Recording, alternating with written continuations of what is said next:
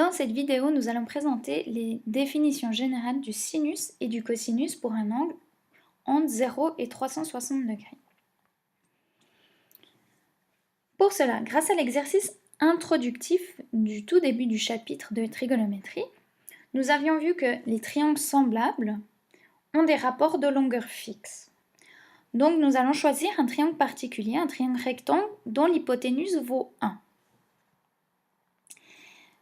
Ensuite, si on calcule le cosinus de l'angle alpha pour ce triangle, cosinus c'est égal à l'adjacent divisé par l'hypoténuse, alors on a AB divisé par 1. Donc tout simplement, le cosinus égale à cette longueur, à ce côté AB. De même pour le sinus, sin op hip, donc BC divisé par 1. De la même manière, sinus d'alpha est tout simplement le côté BC que nous avons ici. Ce triangle rectangle particulier, nous allons l'utiliser pour expliquer les définitions générales. Donc il faut toujours bien l'avoir en tête. Le cercle trigonométrique est un cercle particulier de rayon 1 qui est centré à l'origine, donc à l'intersection des deux axes. Si on prend un point sur ce cercle trigonométrique, alors on peut créer un triangle rectangle et qui est bien particulier parce que justement son hypoténuse, elle vaut 1. Donc qu'importe où nous prenons un point sur le cercle trigonométrique, chaque fois ce sera un triangle rectangle dont l'hypoténuse vaut 1. Encore ici, etc. Ce cercle trigonométrique a des propriétés bien particulières. Donc, tout point sur le cercle trigonométrique correspond à un angle alpha. Ou alors, tout angle alpha, on peut faire correspondre un point sur le cercle trigonométrique. Par exemple, le point ici 1, 0 correspond à l'angle alpha qui vaut 0 degré.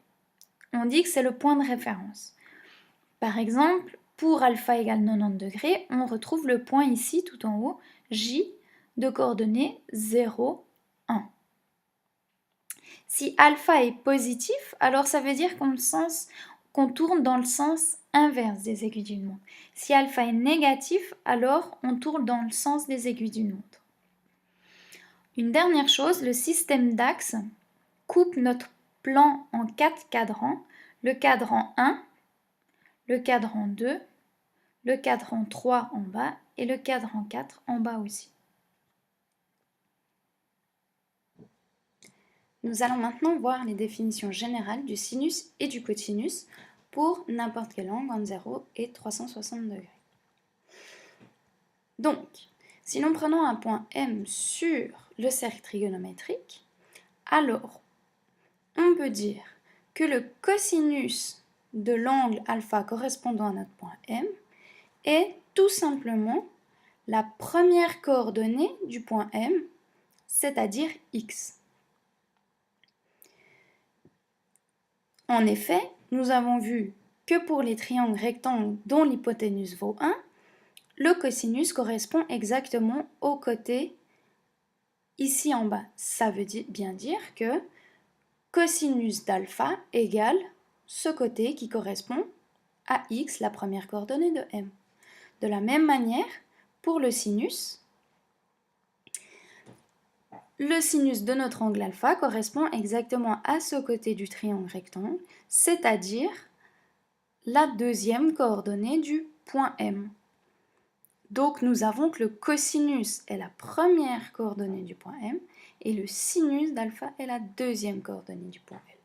Ainsi, pour n'importe quel angle sur le cercle trigonométrique, comme nous avons toujours notre triangle rectangle, eh bien, cosinus d'alpha correspondra toujours à la première coordonnée du point et sinus alpha toujours la deuxième coordonnée du point M.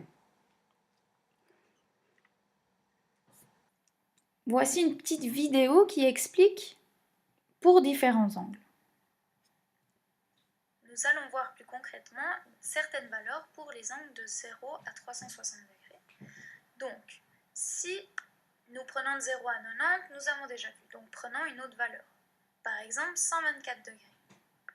124 degrés correspond au point M, moins 0,56, 0,83 sur le cercle trigonométrique.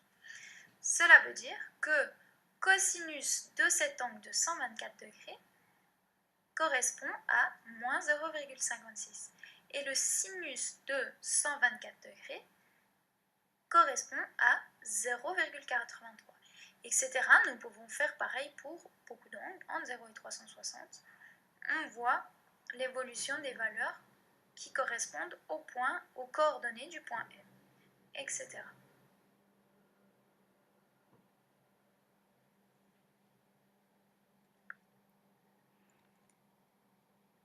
Quelques remarques encore. Dans le premier cadran, on se rend compte que c'est exactement la définition générale qu'on connaissait, l'ancienne qu'on voyait jusqu'à présent. Mais maintenant, avec notre nouvelle définition, on voit que le cosinus, il correspond aux coordonnées du point qui circule sur le cercle trigonométrique. C'est-à-dire qu'il ne prendra que des valeurs sur cet axe-ci, donc entre moins 1 et 1. De même, pour le sinus, il ne prendra que des valeurs sur l'axe Y entre moins 1 et 1. Et qu'importe l'angle alpha, le sinus et le cosinus sont les deux compris entre moins 1 et 1. Une autre remarque, les relations fondamentales que nous avions vues avant l'exercice 11 sont toujours conservées. Encore un petit exemple pour illustrer ce que nous venons de découvrir. Donc, si nous prenons un angle de 90 degrés, ça veut dire que notre point se situe ici en haut. Alors, les coordonnées de ce point ici sont 0, 1. Donc, cosinus de 90 degrés égale à 0 et sinus de 90 degrés égale à 1. Un autre exemple, si nous prenons moins 180 degrés, on se retrouve ici sur le cercle trigonométrique, c'est-à-dire cosinus de moins 180 degrés égale moins 1 et sinus de moins 180 degrés égale à 0. Nous avons maintenant terminé cette vidéo. N'oubliez pas de faire encore le questionnaire, le Google Form. Le lien, vous le trouverez sur la feuille explicative des devoirs.